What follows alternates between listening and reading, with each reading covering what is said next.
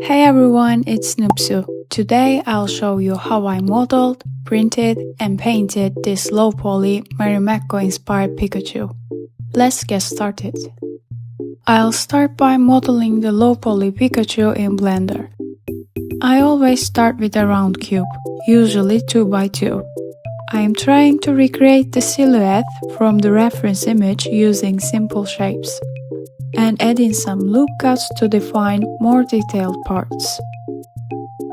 Here I'm deleting half of the head and applying a mirror modifier. This will also make it so much easier to apply textures later on. Next I'm creating holes for the ears, extruding the edges and merging them at the tips. I'm checking the ears from the side view and decided to make them thinner, so now I'm looking for a better way to connect them to the head. Then I decided to delete the body because I realized it would be better to extrude the bottom of the head instead. This will make the connection more seamless with the head and the body. Now I'm making holes for the legs and the feet. I'm still using the mirror modifier. I'm also flattening the bottom surface to ensure it prints easily, then extruding these faces to form the feet. Here I'm trying to get the angle right. I change my mind a lot during the modeling process, which is fine because I simplify the shapes at the end to keep the poly count low. I've added a plane for the tail. Now I'm extruding the vertices to get the shape just right. I'm selecting all the vertices and extruding the faces along y-axis before connecting the tail to the body. I created a new cube for the arms and added some loop cuts. I'm selecting the bottom vertices and merging them to create a pointy tip. Finally, I'm joining the arms to the main body. Now I'm switching to Affinity to draw a rough texture for Pikachu. I find it easier to draw shapes as vectors first, then edit them in pixel mode if necessary. I'm starting with simple shapes. Drawing a circle for the eyes and adding a white sparkle. Since I mirrored the head, we only need to draw one side. Next, adding circles for the cheeks. We can always tweak the placement if it looks a bit off on the model. Drawing a tiny triangle for the nose and drawing the mouth with the pen tool. Now I'm drawing the tongue, leaving the intersection part at the bottom. I'll use the pen tool again for the back stripes and the tail details. Finally, making an arch shape for the tips of the ears. And that's it for the texture. Let's head back to Blender. First, I'm creating a new material. I usually don't use any lights in my projects, so I'll choose an emission shader. I'm selecting the image texture here and change the interpolation from linear to closest. This ensures the texture stays nice and crisp. Linking the body material to the tail as well. It looks a bit scary now, but we will fix that by adjusting the UV parts. I'm selecting all objects and switching to the UV editing tab. I select all vertices and unwrap using minimize stretch. I'm scaling everything down and move it aside for now. Starting with the face, I'm selecting the faces and unwrapping them again, then adjusting their sizes and replacements over the texture, and also aligning individual vertices where necessary. Then I realized I needed a bit more space for the face, and since I didn't want to add another loop cut, I updated the texture image and moved the face details a little bit.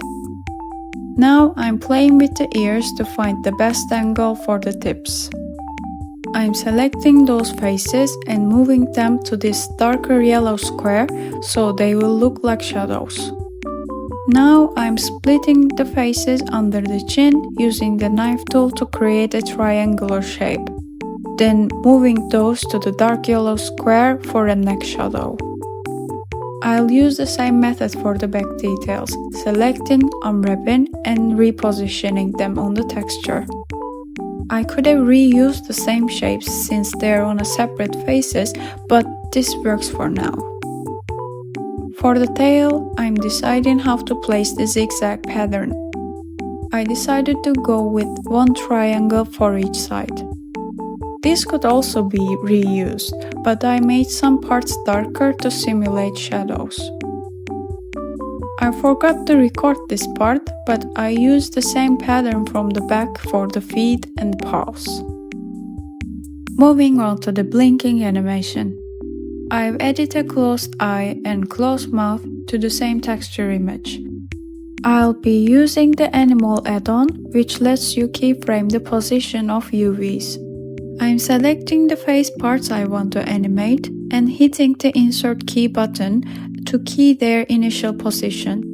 Then I move forward on the timeline, reflect and move the UVs to the closed version on the texture and hit insert key again. In the layout tab, now we can see the transition. To prevent the UVs from sliding between states, I'll select the keys, hit T, and change the interpolation to constant. Now it snaps instantly between open and closed eyes. I can move these keys anywhere on the timeline to make him blink whenever I want. The low-poly Pikachu model is complete. If you want to render the animation with a pixelated look, here are the settings. And I usually export at 25% scale. And this is the final render. The edges and textures look sharp and pixelated. I usually render the spinning animation of the model like this, then add some outlines in sprite and export it as GIF at 400% scale. Now let's export the model as STL for printing. I'm using a bambulab A1 mini printer and Bamboo Studio to set up the supports. I'm printing this model with a 0.2mm nozzle and normal supports. Removing it from the build plate is my favorite part. And it's done! For me, normal supports are actually easier to remove than the tree supports. After cleaning those parts, I give it a thin coat of white acrylic marker. I could have used a primer, but this works too. Now everything is ready for painting, but I accidentally snapped this tail off. That's okay, I can glue it back later. I'm sketching the facial details with a pencil first. I'll give all the pieces a yellow base layer.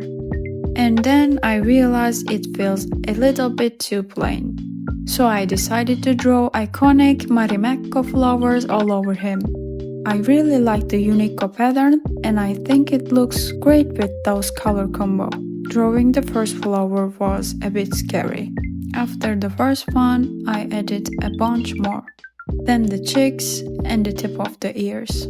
Then I added the nose, mouth, and finally the eyes, marking them with a fine liner first. I used the white marker again for the eye sparkles. Now adding some flowers on the tail as well, and we are all done. This is the final painted result of my low-poly Pikachu. Let me know what you think in the comments.